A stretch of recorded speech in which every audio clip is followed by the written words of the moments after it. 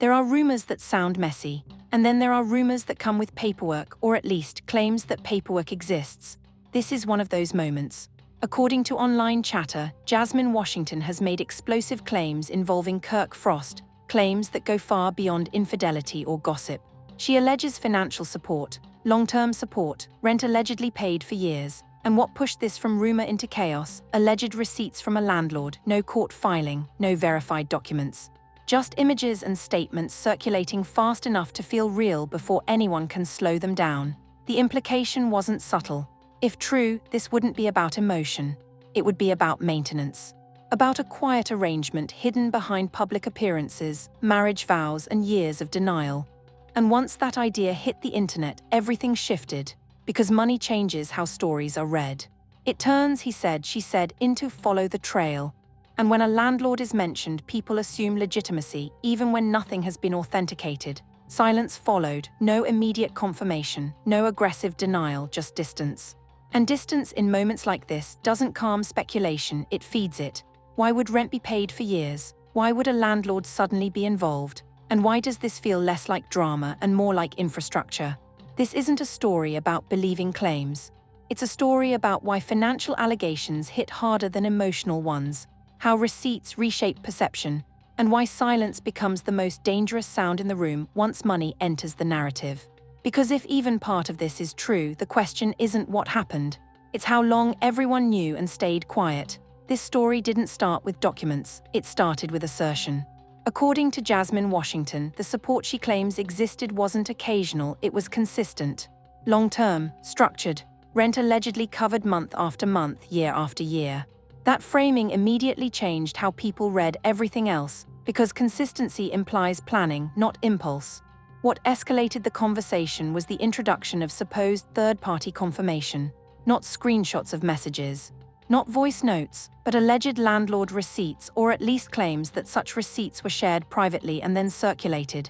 Important distinction: no documents have been authenticated, no court filings, no verified statements from a landlord, no independent confirmation. But in rumor culture, the word landlord carries weight. It suggests neutrality, it implies records.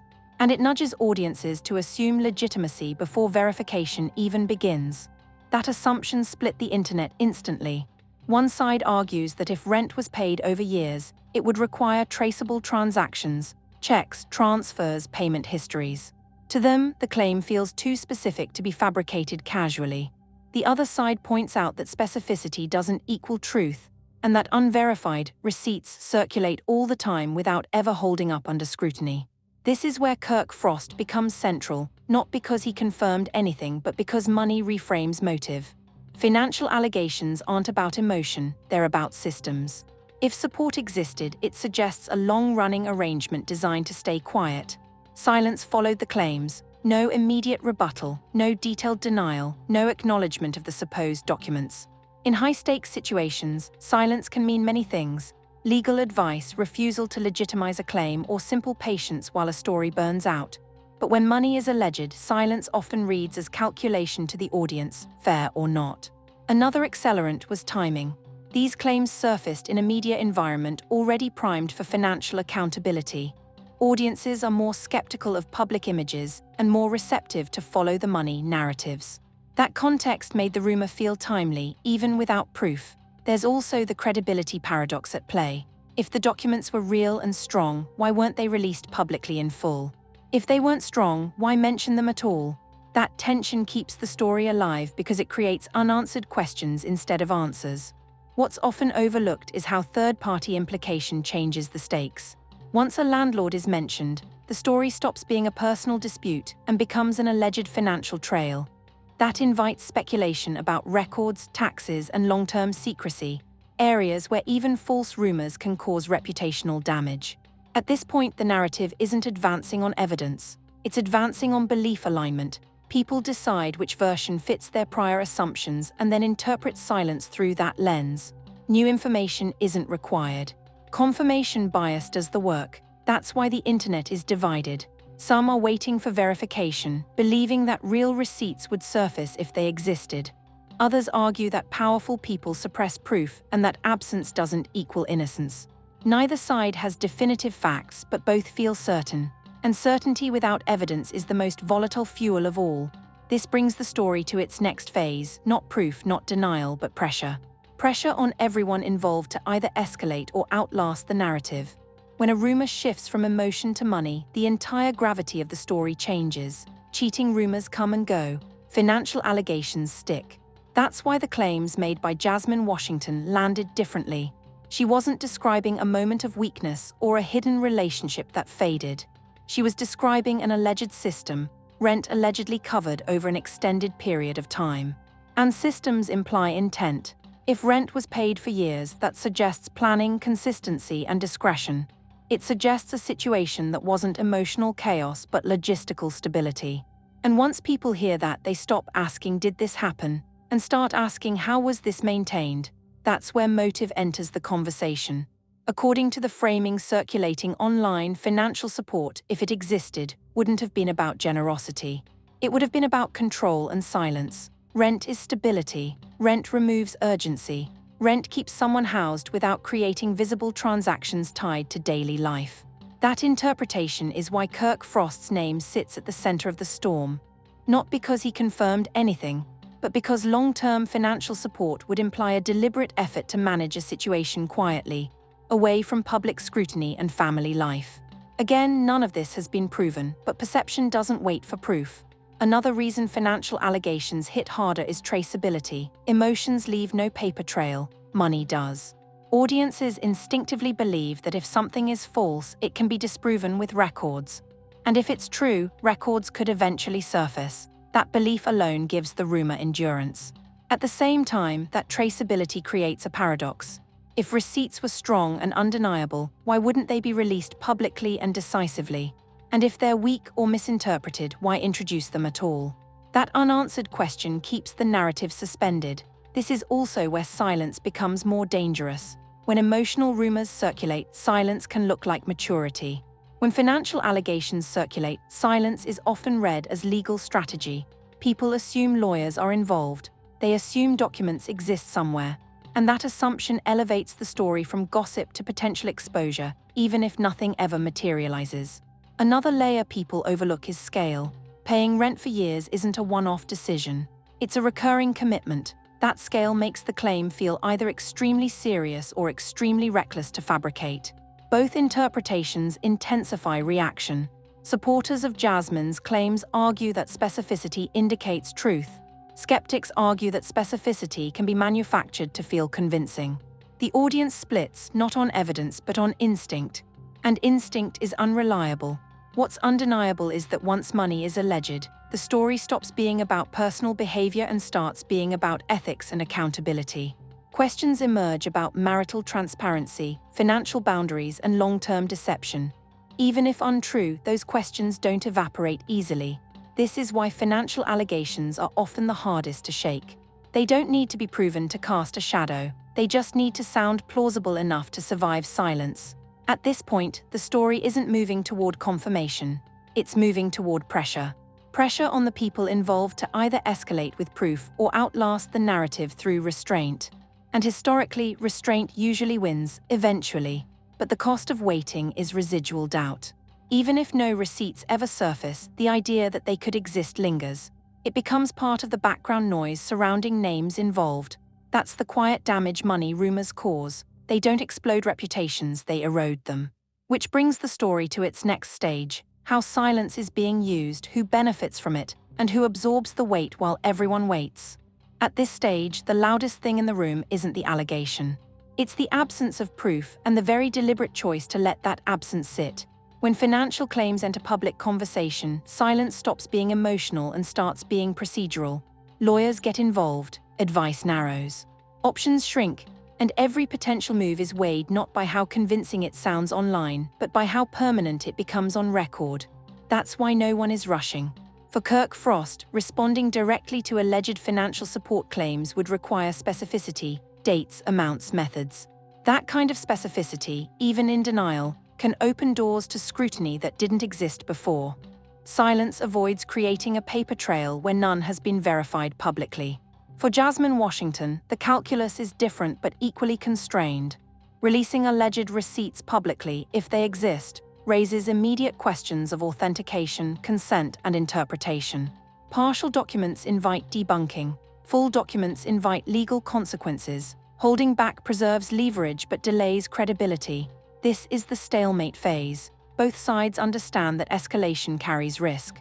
Showing proof could end the conversation or ignite a far more serious one. Saying nothing lets the story age but also lets doubt linger. Neither option is clean.